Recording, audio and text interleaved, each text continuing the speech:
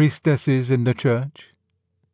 Originally published as Notes on the Way in Time and Tide, Volume 29, 14th of August 1948, and reproduced in Undeceptions, 1971, this is now in God in the Dock, 1998. "I should like balls infinitely better," said Caroline Bingley, "if they were carried on in a different manner. It would surely be much more rational if conversation, instead of dancing, made the order of the day." "Much more rational, I dare say," replied her brother, "but it would not be near so much like a ball." We are told that the lady was silenced. Yet it could be maintained that Jane Austen has not allowed Bingley to put forward the full strength of his position. He ought to have replied with a distinguo. In one sense, conversation is more rational, for conversation may exercise the reason alone, dancing does not. But there is nothing irrational in exercising other powers than our reason. On certain occasions, and for certain purposes, the real irrationality is with those who will not do so. The man who would try to break a horse, or write a poem, or beget a child by pure syllogizing would be an irrational man. Though at the same time, syllogizing is in itself a more rational activity than the activities demanded by these achievements. It is rational not to reason, or not to limit oneself to reason in the wrong place. And the more rational a man is, the better he knows this. These remarks are not intended as a contribution to the criticism of Pride and Prejudice. They came into my head when I heard that the Church of England was being advised to declare women capable of priests' orders. I am, indeed, informed that such a proposal is very unlikely to be seriously considered by the authorities. To take such a revolutionary step at the present moment, to cut ourselves off from the Christian past, and to widen the divisions between ourselves and other churches by establishing an order of priestesses in our midst, would be an almost wanton degree of imprudence. And the Church of England herself would be torn in shreds by the operation. My concern with the proposal is of a more theoretical kind. The question involves something even deeper than a revolution in order. I have every respect for those who wish women to be priestesses. I think they are sincere and pious and sensible people. Indeed, in a way they are too sensible. That is where my dissent from them resembles Bingley's dissent from his sister. I am tempted to say that the proposed arrangement would make us much more rational, but not near so much like a church. For at first sight, all the rationality, in Caroline Bingley's sense, is on the side of the innovators. We are short of priests. We have discovered in one profession after another that women can do very well all sorts of things which were once supposed to be in the power of men alone. No one among those who dislike the proposal is maintaining that women are less capable than men of piety, zeal, learning, and whatever else seems necessary for the pastoral office. What then, except prejudice begotten by tradition, forbids us to draw on the huge reserves which could pour into the priesthood if women were here, as in so many other professions, put on the same footing as men? And against this flood of common sense, the opposers, many of them women, can produce, at first, nothing but an inarticulate distaste, a sense of discomfort which they themselves find it hard to analyze. That this reaction does not spring from any contempt for women is, I think, plain from history. The Middle Ages carried their reverence for one woman to a point at which the charge could plausibly be made that the Blessed Virgin became in their eyes almost a fourth person of the Trinity. But never, so far as I know, in all those ages was anything remotely resembling a sacerdotal office attributed to her. All salvation depends on the decision which she made in the words Ecce Ancilla. She is united in 9 months' inconceivable intimacy with the eternal Word. She stands at the foot of the cross, John chapter 19, verse 25. But she is absent both from the Last Supper, Matthew chapter 26, verse 26, Mark chapter 14, verse 22, Luke chapter 22, verse 19, and from the descent of the Spirit at Pentecost, Acts chapter 2, verse 1. Such is the record of Scripture. Nor can you daff it aside by saying that local and temporary conditions condemned women to silence and private life. There were female preachers. One man had 4 daughters who all prophesied, i.e., preached. Acts chapter 21, verse 9. There were prophetesses even in Old Testament times. Prophetesses, not priestesses. At this point, the common sensible reformer is apt to ask why, if women can preach, they cannot do all the rest of a priest's work. This question deepens the discomfort of my side. We begin to feel that what really divides us from our opponents is a difference between the meaning which they and we give to the word priest. The more they speak, and speak truly, about the competence of women in administration, their tact and sympathy as advisers, their natural talent for visiting, the more we feel that the central thing is being forgotten. To us, a priest is primarily a representative, a double representative, who represents us to God and God to us. Our very eyes teach us this in the Church. Sometimes the priest turns his back on us and faces the east. He speaks to God for us. Sometimes he faces us and speaks to us for God. We have no objection to a woman doing the first. The whole difficulty is about the second. But why? Why should a woman not in this sense represent God? Certainly not because she is necessarily, or even probably, less holy or less charitable or stupider than a man. In that sense she may be as godlike as a man, and a given woman much more so than a given man.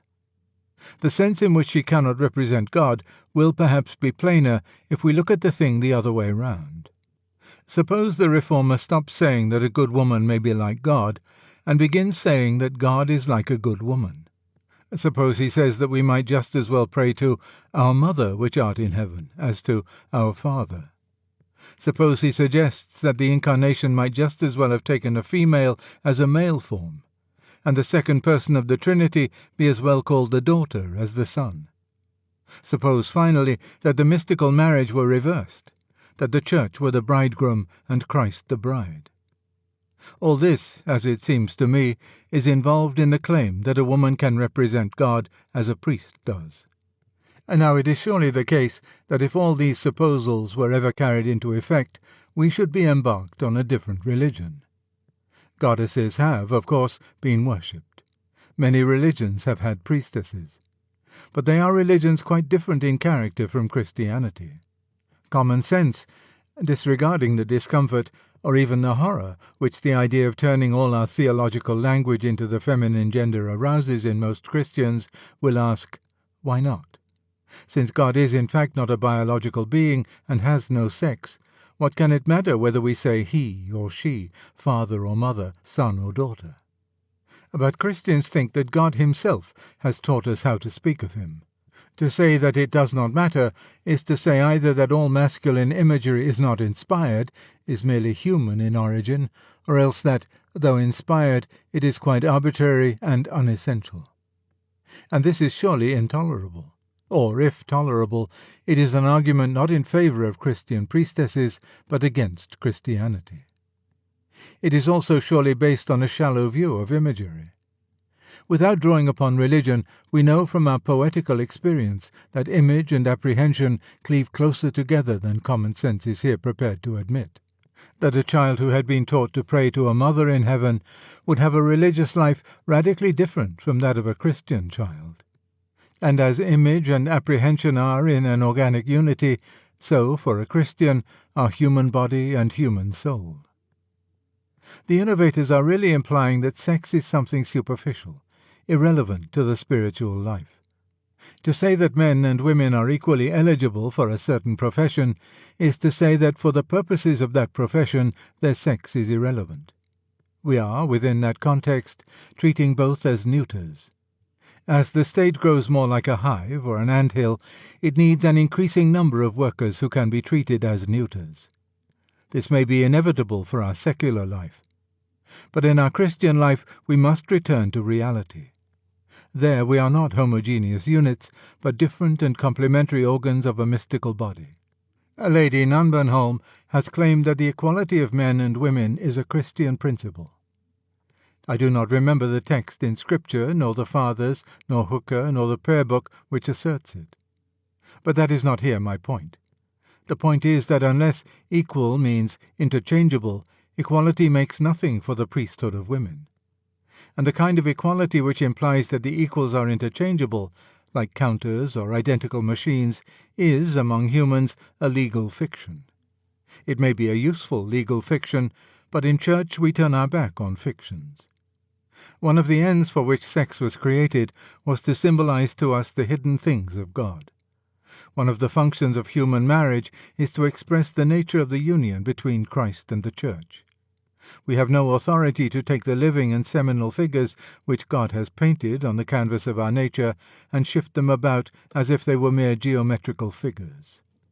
This is what common sense will call mystical. Exactly. The Church claims to be the bearer of a revelation. If that claim is false, then we want not to make priestesses, but to abolish priests. If it is true, then we would expect to find in the Church an element which unbelievers will call irrational, and which believers will call supra-rational. There ought to be something in it opaque to our reason, though not contrary to it, as the facts of sex and sense on the natural level are opaque. And that is the real issue. The Church of England can remain a church only if she retains this opaque element. If we abandon that, if we retain only what can be justified by standards of prudence and convenience at the bar of enlightened common sense, then we exchange revelation for that old wraith, natural religion. It is painful, being a man, to have to assert the privilege or the burden which Christianity lays upon my own sex. I am crushingly aware how inadequate most of us are in our actual and historical individualities to fill the place prepared for us. But it is an old saying in the army that you salute the uniform, not the wearer. Only one wearing the masculine uniform can, provisionally until the parousia, represent the Lord to the Church. For we are all, corporately and individually, feminine to him. We men may often make very bad priests. That is because we are insufficiently masculine. It is no cure to call in those who are not masculine at all. A given man may make a very bad husband. You cannot mend matters by trying to reverse the roles. He may make a bad male partner in a dance. The cure for that is that men should more diligently attend dancing classes. Not that the ballroom should henceforth ignore distinctions of sex and treat all dances as neuter.